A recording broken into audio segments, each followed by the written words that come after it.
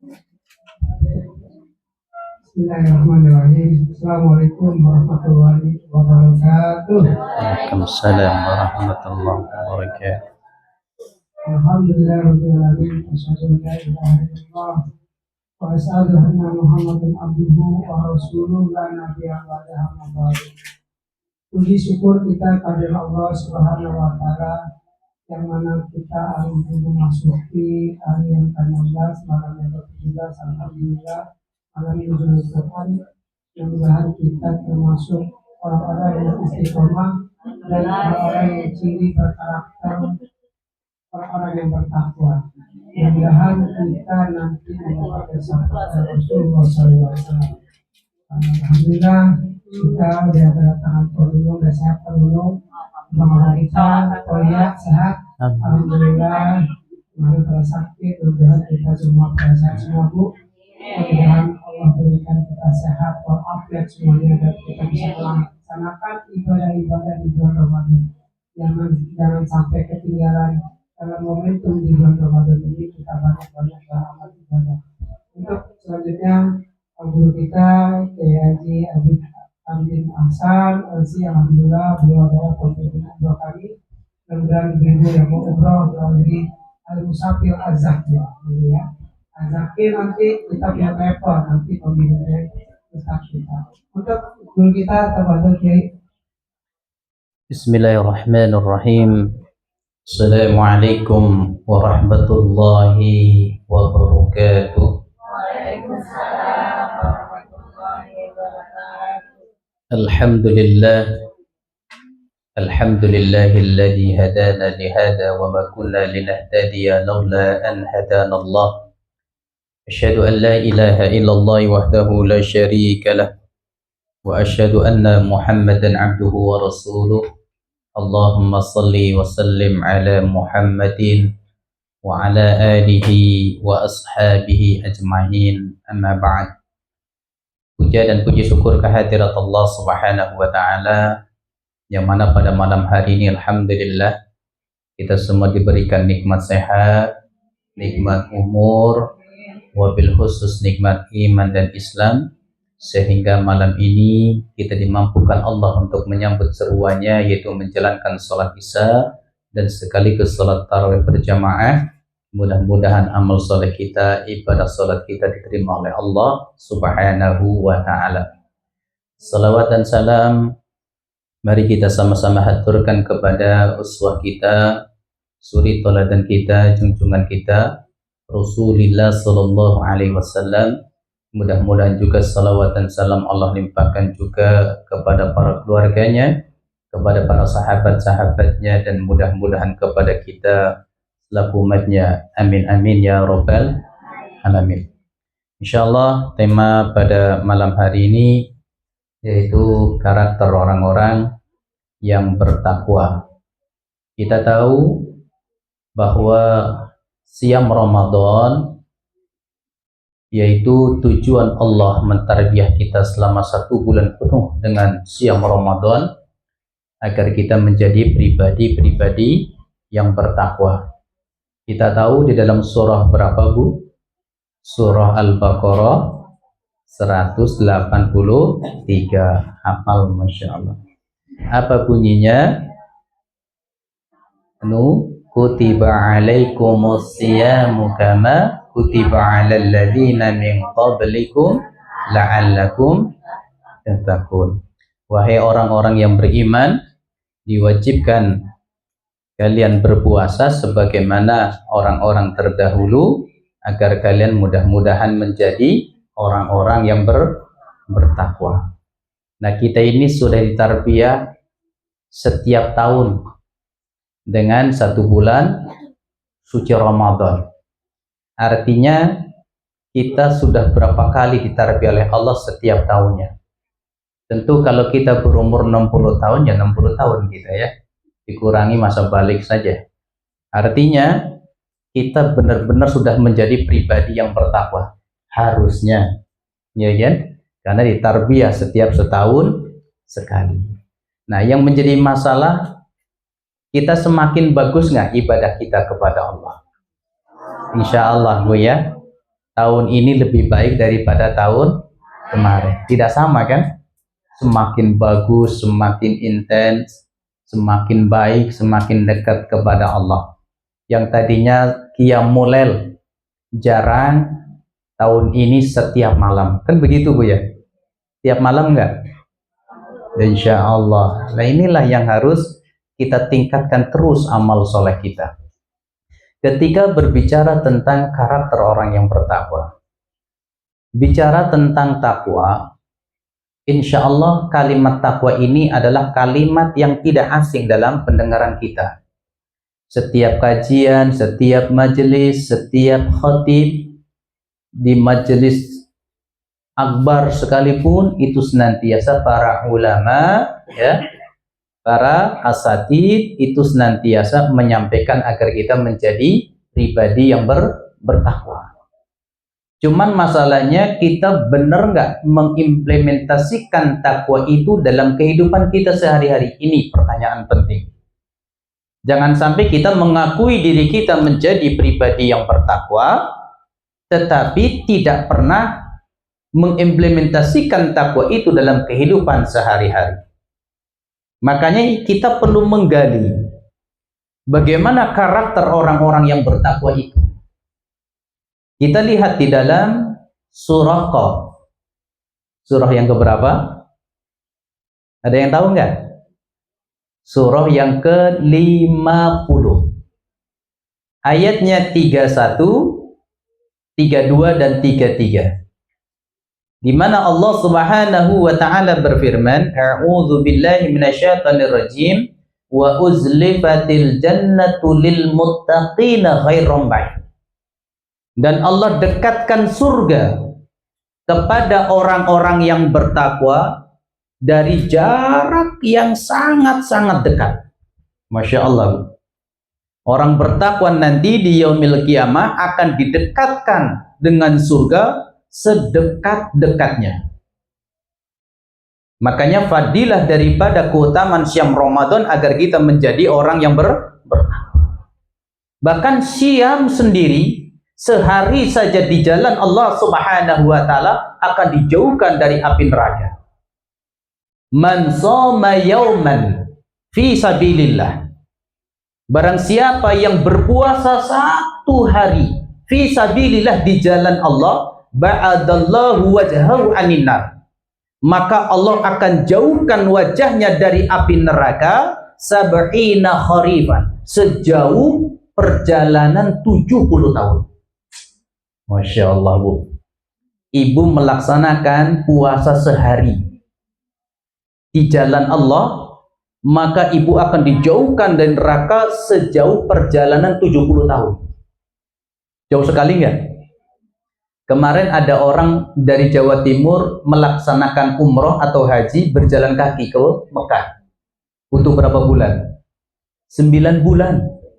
Ya, 9 bulan saja sudah menjauhkan antara Indonesia dan Mekah. 9 bulan. Ini 70 tahun perjalanan. Dari mana ke mana nih? Belum ada yang seperti itu, jalan 70 tahun kan? Nah, orang yang menjalankan Syam karena Allah Subhanahu wa taala sehari saja, maka dijauhkan oleh Allah dari api neraka sejauh 70 tahun perjalanan. Kalau 30 hari kali saja, Bu. Ya. Kalau hitung-hitungan. Artinya kan jauh sekali.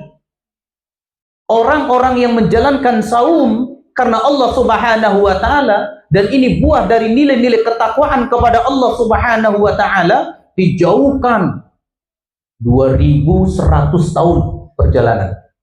Bayangkan, artinya orang ini dekat sekali dengan surga. Wa uzlifatil jannatu lil muttaqina khairam ba'id.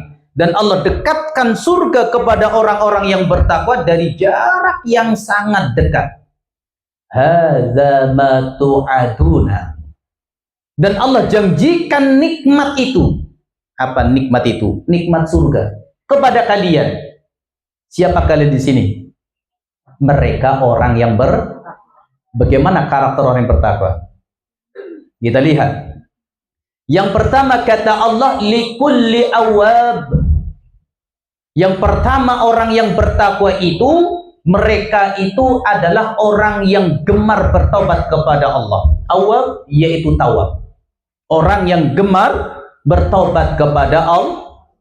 Sedangkan dalam ayat ini awwab, para ulama menafsirkan setiap kondisi seseorang ada keinginan melakukan maksiat, segera dia diiringi dengan beristighfar kepada Allah.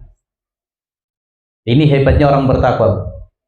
Kalau kita maksiat dulu baru bertobat, kalau orang bertakwa baru ada keinginan, dia tahu setan ingin menjerumuskan kepada jurang api neraka, segera dia beristighfar.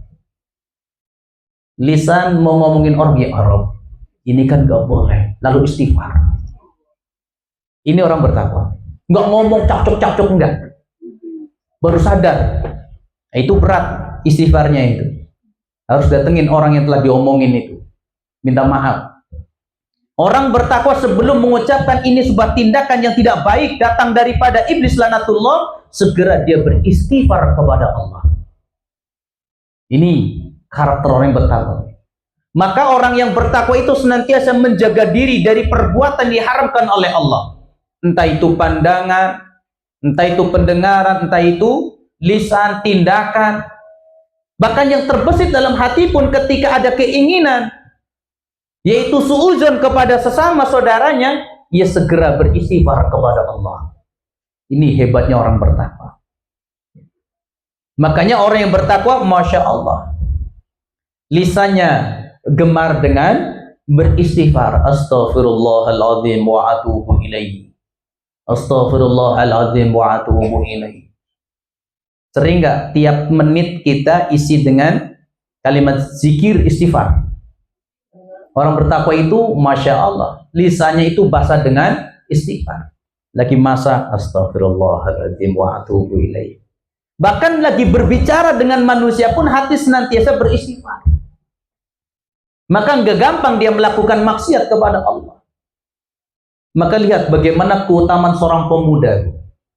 Ini pemuda ini tinggal di Irak. Tahu Irak, Bu? Saya juga belum pernah ke sana, Bu.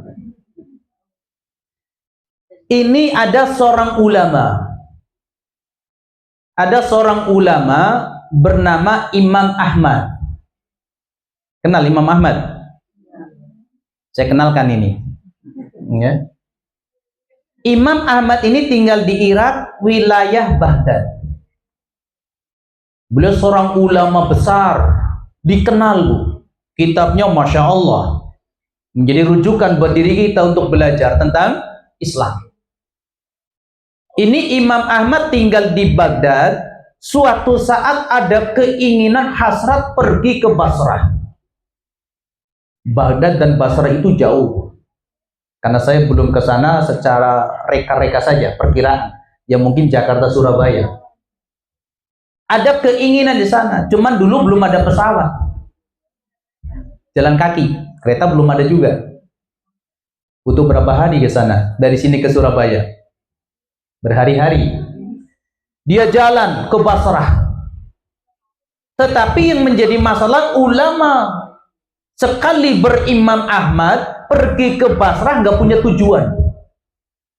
Coba ibu dari sini ke Surabaya nggak punya tujuan, berani nggak? Ini pergi ke Basrah.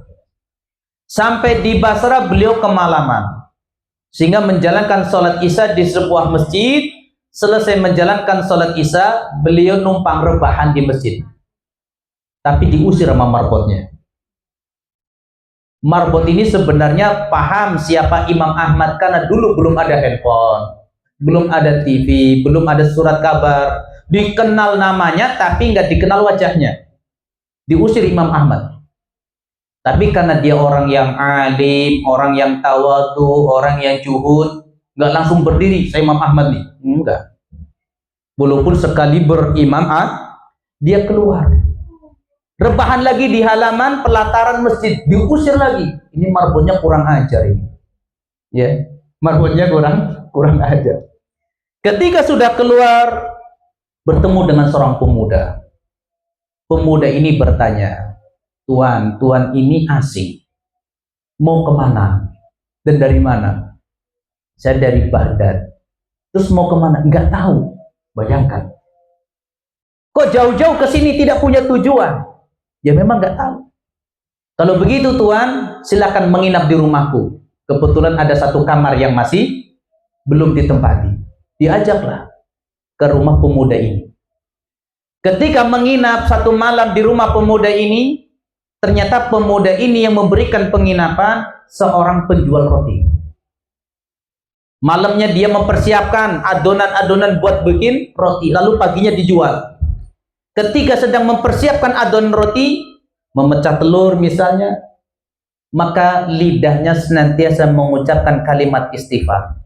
Dipecah telurnya, astaghfirullahaladzim wa atubu ilaih. Pokoknya lidahnya itu basah dengan kalimat istighfar, tidak pernah putus.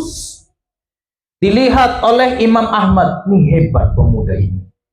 Dari tadi didengar dia senantiasa mendawamkan kalimat istighfar. Sehingga ditanya oleh Imam Ahmad, wahai pemuda, sudah berapa lama kamu mengucapkan kalimat istighfar? Aku dengar setiap detik, setiap saat engkau mengucapkan kalimat istighfar. Pemuda ini menjawab, saya sudah beristighfar seperti ini selama 30 tahun. Masya Allah, Bu. Ibu sehari ada waktu yang lupa nggak untuk nggak istighfar? Hah? Banyak, Bu ya.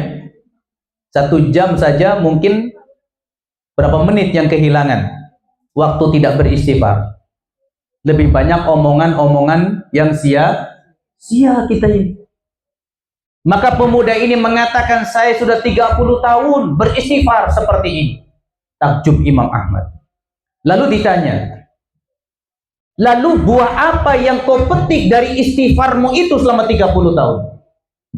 Pemuda ini menjawab, selama aku punya hajat kepada Allah, selama itu juga Allah memberikan apa yang aku inginkan.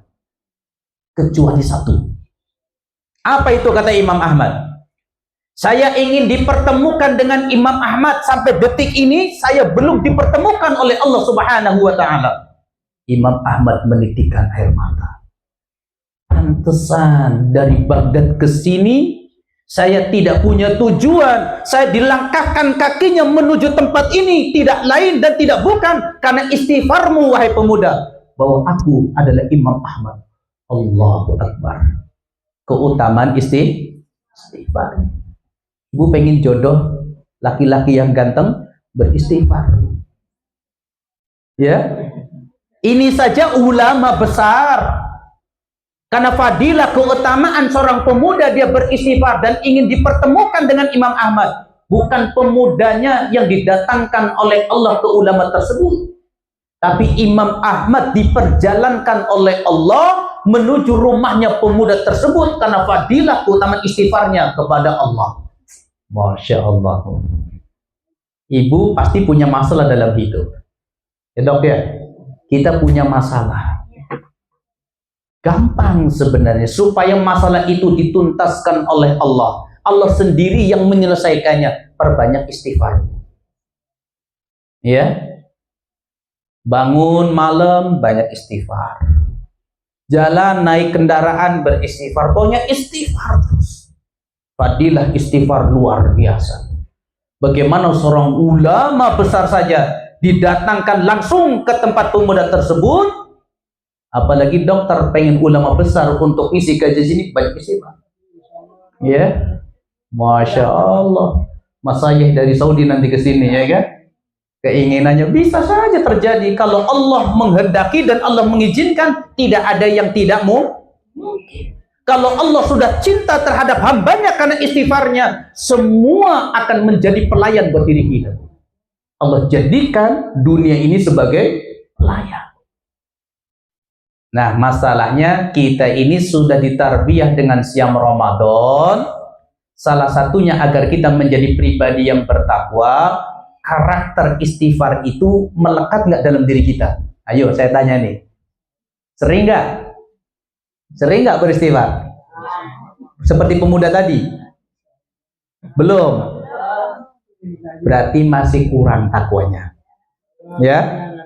Mudah-mudahan Ramadan ini semakin baik, ya, semakin bagus nilai kualitas takwa kita.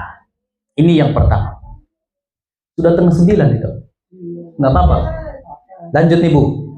Lanjut. Karakter takwa yang kedua, Allah menyebutkan hafiz, yaitu menjaga aturan-aturan Allah. Entah itu yang bersinggungan dengan perintah maupun larangan. Tentu perintah larangan Allah itu semua termaktub di dalam Al-Quranul Karim. Makanya Al-Quran sebagai petunjuk. Syahrul Ramadan alladzi unzila fihi al-Quran hudan linnas wa bayyinatin minal huda wal furqan. Bulan Ramadan Allah turunkan Al-Quran sebagai petunjuk. Maka kita sebagai umat muslim buka Quran, kita pelajari, kita telaah, kita pahami, kita amalkan. Ini adalah suatu kewajiban buat diri kita sebagai umat muslim. Suka buka Quran nggak nih Bu? Buka aja apa? Buka banget. Buka baca Bu ya. Buka baca, pelajari, pahami kandungannya, lalu amalkan.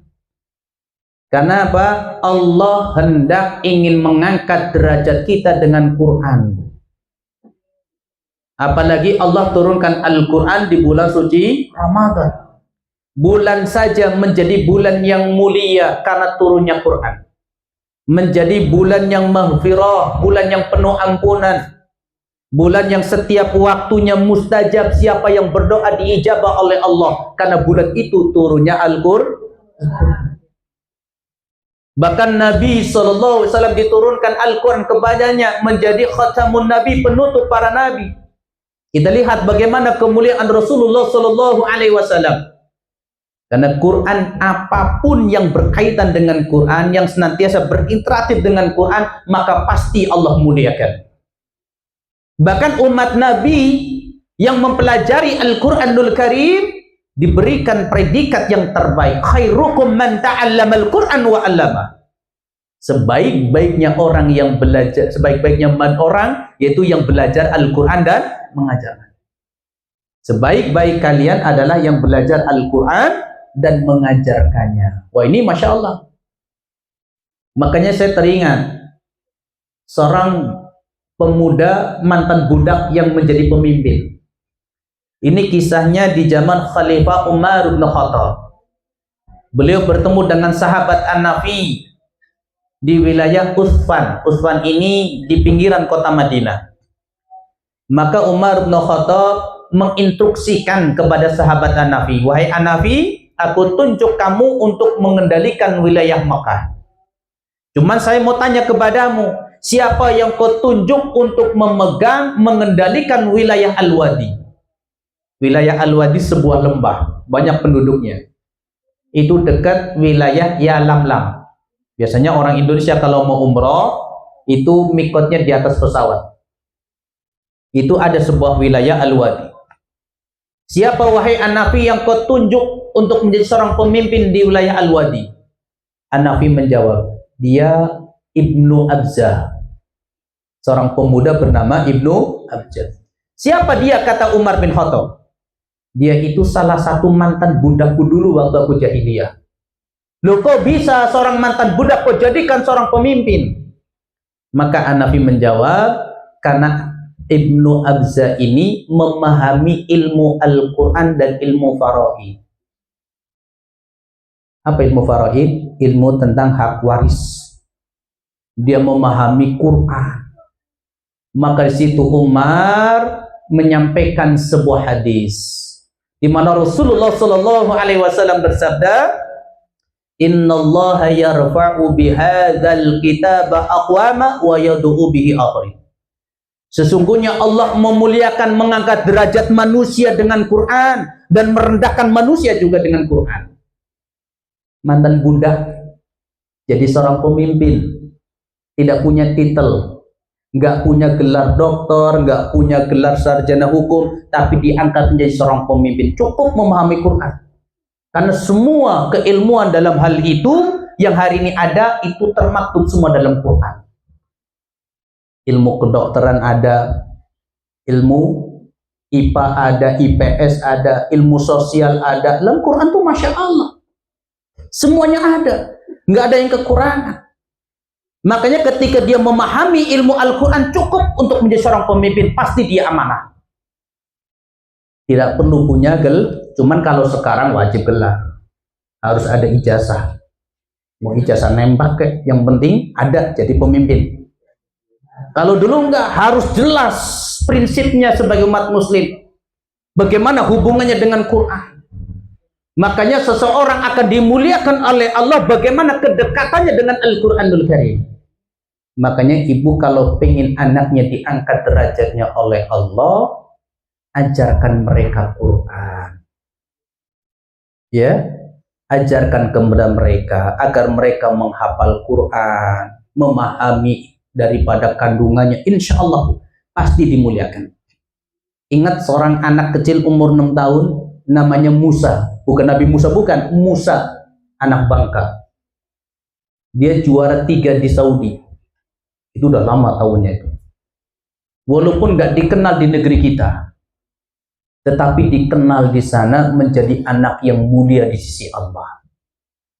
Ia diberikan penghargaan oleh kerajaan Saudi. Orang tuanya diumrohkan, dihajikan, diberikan uang. Masya Allah. Ini karena kemuliaan Al-Quran. Gak usah khawatir tentang masalah kehidupan dunia. Selama mempelajari Al-Quran karena Allah Subhanahu wa ta'ala ibtighai mardatillah, insya Allah masalah dunia Allah yang akan membereskannya. Khawatir. Makanya orang bertakwa, warzuqhu min haitsu la yahtasib. Setiap permasalahan pasti akan diberikan jalan keluar oleh Allah Subhanahu wa ta'ala dan diberikan rezeki dari arah yang tidak disangka-sangka. Hafidh, jaga aturan Allah. Ini yang kedua. Punya nggak sifat seperti itu? Nah, kalau belum berarti masih kurang takwanya. Perlu diperbaiki lagi dengan Ramadan yang hari ini kita dipertemukan oleh Allah. Lalu yang ketiga, man khasyar rahmana bil ghaib. Ia takut walaupun Allah itu tidak terlihat olehnya. Ini kan buah sifat ihsan. Apa ihsan itu? An ta'budallaha ka'annaka tara fa in lam takun tara fa innahu yaraka. Ketika kita beribadah kepada Allah seakan-akan kita melihat Allah. Ini nggak bisa kita lakukan kecuali para nabi dan para wali Allah. Setidaknya kita punya sifat yang kedua, muraqabah. Fa illam takun tara fa innahu yaraka. Ketika kita tidak mampu melihat Allah, dalam kita beribadah kepada Allah, kita meyakini bahwa Allah itu melihat kita. Ainul yakin bahwa Allah mengawasi kita, gerak-gerik kita, tubuh kita, bahkan peredaran darah dalam tubuh kita yang memompa jantung kita, semuanya Allah yang menghendaki dan Allah tahu itu semuanya. Kalau kita menyadari akan hal itu, insya Allah kita akan menjadi pribadi yang senantiasa menjaga diri dari kemaksiatan kepada Allah. Makanya sifat ihsan itu, kalimat yaro dalam hadis ini bukan yansur. Kalau yansur, ibu lihat saya kan Bu ya? Lihat saya enggak?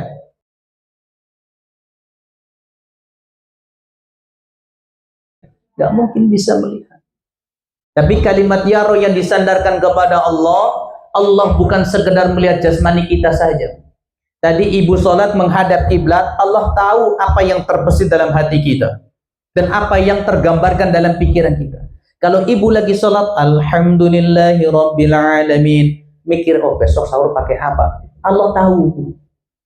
Ya, Allah maha tahu. Ternyata kita cuma datang badannya doang.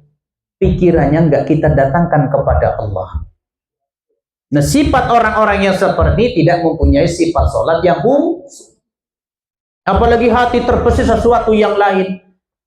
Tinggalkan sejenak masalah urusan dunia. Cuman berapa menit sih kita sholat?